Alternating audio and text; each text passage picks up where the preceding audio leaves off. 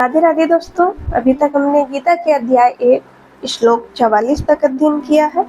आज हम श्लोक 45 से अध्ययन करते हैं। युद्ध से होने वाली अनर्थ परंपरा के वर्णन का खुद पर अर्जुन क्या असर पड़ा पाते हैं, इसको आगे के श्लोक में बताते हैं। अहोवत महत पापम कुर्तु व्यवस्थिता वयम यदा जुषुक्लोभेन हंतु स्वजन मुद्दता। अर्थात ये दुर्योधन आदि दुष्ट है, इनकी धर्म पर दृष्टि नहीं है, इन पर लोभ सवार हो गया है, इसलिए ये युद्ध के लिए तैयार हो जाए तो कोई आश्चर्य की बात नहीं है। परंतु हम लोग तो धर्म अधर्म पुण्य पाप को जानने वाले हैं।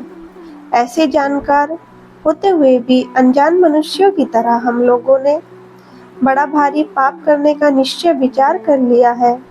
इतना ही नहीं, युद्ध में अपने स्वजनों को मारने के लिए अस्त्र शस्त्र लेकर तैयार हो गए हैं। यह हम लोगों के लिए बड़े भारी आश्चर्य की और खेद की बात है। हमने अपने शास्त्रों गुरुजनों की शिक्षा का अनादर किया है। आश्चर्य और खेद में मग्न हुए अर्जुन आगे के श्लोक में अपनी दलीलों का अंतिम निर्णय बताते हैं।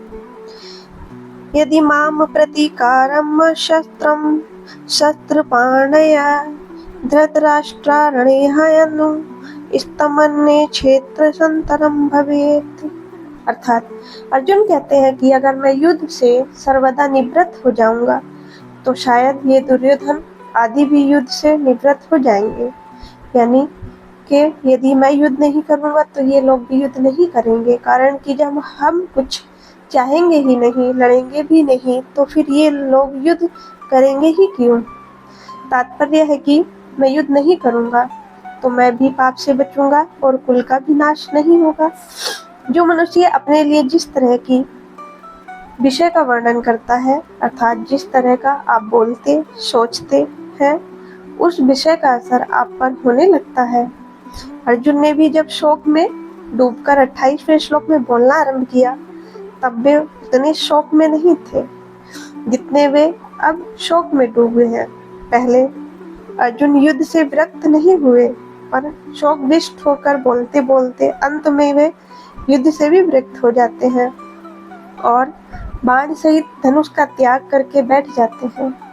भगवान ने यह सोचा कि अर्जुन के बोलने का वेग निकल जाए तो मैं बोलूं, अर्थात बोलने से अर्जुन का शोक बाहर आ जाए, भीतर से कोई शोक बाहर बाकी न रहे, तभी मेरे वचनों का उस पर असर होगा। अतः भगवान बीच में कुछ नहीं बोलते।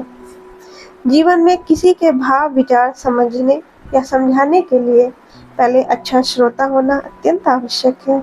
यहाँ विशेष बात यह है, अब तक अर्जुन ने अपने को धर्मात्मा मानकर युद्ध से अलग होने में जितनी दलीलें दी, युक्तियाँ दी है, संसार में कुछ लोगों को अर्जुन की इन दलीलों को ही ठीक समझेंगे और आगे भगवान अर्जुन को जो बातें समझाएंगे उनको ठीक नहीं समझेंगे। इसका कारण यह है कि जो मनुष्य जिस स्थिति में है उस श्रेणी की बात ही को वह समझ सकता है, उससे ऊंची श्रेणी की बातों को वह नहीं समझ सकता। अर्जुन के भीतर कौटुंबिक मोह है। कुटुंब से मोह होने के कारण वे धर्म की साधु की बड़ी बड़ी अच्छी बातें कर रहे हैं। अतः जिन लोगों में कुटुंब से अधिक मोह है उन लोगों को अर्जुन की बातें ठीक लगेंगी, परंतु भगवान की दृष्टि तो जीव के कल्याण की तरफ है कि किस तरह उसका कल्याण हो। वास्तव में भगवान ने अर्जुन से युद्ध नहीं कराया, बल्कि उनको अपने कर्तव्य का ज्ञान कराया। युद्ध तो अर्जुन को कर्तव्य रूप में खुद में खुद प्राप्त हुआ था, अतः युद्ध का विचार तो अर्जुन का खुद का ही था। वे स्वयं भगवान को निमंत्रण देकर लाए थे, परंतु उस विचार को अपनी बुद्धि से अनिष्टकारक समझकर वे युद्ध के विमुख हो रहे थे, अर्थात अपने कर्तव्य के पालन से हट रहे थे। इस पर भगवान ने यह कहा कि यह जो तू युद्ध नहीं करना चाहता, यह तेरा मोह है। इसको एक कहानी से समझिए। कोई बद्री नारायण जा रहा था, परंतु रास्ते में उसे दिशा भ्रम हो गया, अर्थात उसने दक्षिण को उत्तर और उत्तर को दक्षिण समझ लिया। अतः वह बद्री नारायण की तरफ न चलकर उल्टा चलने लग गया। सामने से उसको एक आदमी मिल गया। उस आदमी ने पूछा कि भाई कहाँ जा रहे हो? वह बोला बद्री नारायण। वह आदमी बोला कि भाई बद्री नारायण इधर नहीं है, उधर है, आप तो उल्टे जा रहे हैं। अतः वह आदमी उसको बद्री नारायण भेजने वाला नहीं है, किंतु उसको दिशा का ज्ञान कराकर ठीक रास्ता बतलाने वाला है। ऐसे ही भगवान ने अर्जुन को अपने कर्तव्य का ज्ञान कराया है, युद्ध नहीं कराया। स्वजनों को देखने से अर्जुन के मन में यह बात आई कि मैं युद्ध नहीं करूंगा, पर भगवान का उपदेश सुनने पर अर्जुन ने ऐसा नहीं कहा कि मैं युद्ध नहीं करूंगा, बल्कि उन्होंने ऐसा कहा कि मैं अपने कर्तव्य का पालन करूंगा। वास्तव में युद्ध होना असंभव था ही नहीं, क्योंकि सबकी आयु समाप्त हो चुकी थी। इसको कोई भी टाल नहीं सकता था। स्वयं भगवान ने विश्व स्वरूप दर्शन में अर्जुन से कहा कि मैं बड़ा हुआ काल हूँ, मैं बढ़ा हुआ काल हूँ और सबका संहार करने आया हूँ। अतः तेरे युद्ध किए बिना भी ये विपक्ष में खड़े योद्धा लोग बचेंगे नहीं। यह नरसंहार अर्जुन युद्ध न करते तो भी होना ही था। अगर अर्जुन युद्ध नहीं करते तो युधिष्ठिर ने माँ की आज्ञा से द्रौपदी के साथ अपने सहित 5 भाइयों का विवाह करना स्वीकार किया था। वे युधिष्ठिर तो माँ की युद्ध करने की आज्ञा से युद्ध अवश्य करते ही, अर्थात युधिष्ठिर ने माँ कुंती की आज्ञा मानी थी और माँ कुंती ने ही कहा था कि तुम युद्ध करोगे, तो युधिष्ठिर तो इस आज्ञा की अवहेलना कर ही नहीं सकते थे। भीमसेन भी युद्ध से कभी पीछे नहीं हटते, क्योंकि उन्होंने कौरवों को मारने की प्रतिज्ञा कर रखी थी। द्रौपदी ने तो यहाँ तक कह दिया था कि अगर मेरे पति कौरवों से युद्ध नहीं करेंगे तो मेरे पिता द्रुपद तथा भाई धृष्टद्युम्न और मेरे 5 पुत्र अभिमन्यु कौरवों से युद्ध करेंगे। इस तरह ऐसे कई कारण थे जिनसे युद्ध को टालना संभव नहीं था। जो होनी है उसको रोकना मनुष्य के बस की बात नहीं है, किंतु अपने कर्तव्य का पालन करके मनुष्य अपना उद्धार कर सकता है।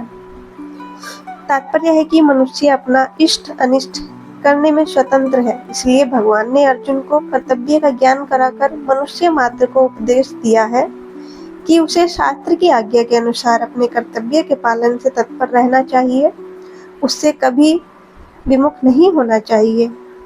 पूर्व श्लोक में हमने अपनी दलीलों का निर्णय सुना दिया।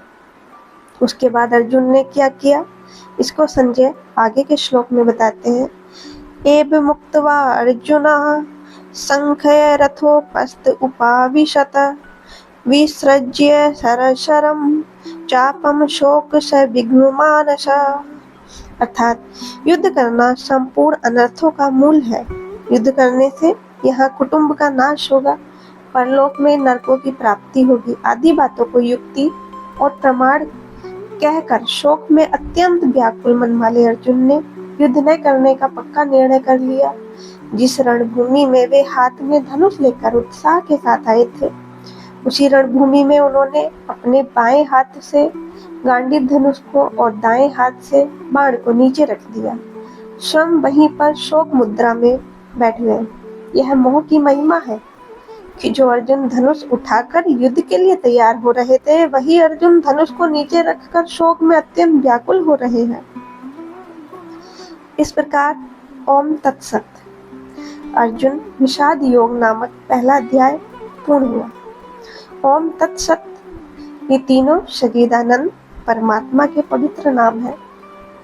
गीता के अध्याय का पाठ करने में, श्लोक और अक्षरों के उच्चारण में जो भूले हुई है उनका परिमार्जन करने के लिए प्रत्येक अध्याय के अंत में ओम तत्सत का उच्चारण किया गया है, जो श्रीमद् अर्थात सर्व शोभा संपन्न है और जिनमें संपूर्ण ऐश्वर्य, धर्म, यश, श्री ज्ञान, वैराग्य ये 6 भाग नित्य विद्यमान रहते हैं। उन भगवान के मुख से निकली हुई होने के कारण इसको श्रीमद् भगवत कहा गया है।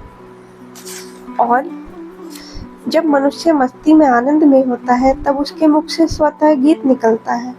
भगवान ने इसको मस्ती में आकर गाया है, इसलिए इसका नाम गीतम होना चाहिए था। तथापि उपनिषद स्वरूप होने से स्त्रीलिंग शब्द गीता का प्रयोग किया गया, जिससे यह श्रीमद् भागवत गीता कहलाई। दोस्तों, यहाँ गीता के अध्याय 1 का समापन होता है। धन्यवाद।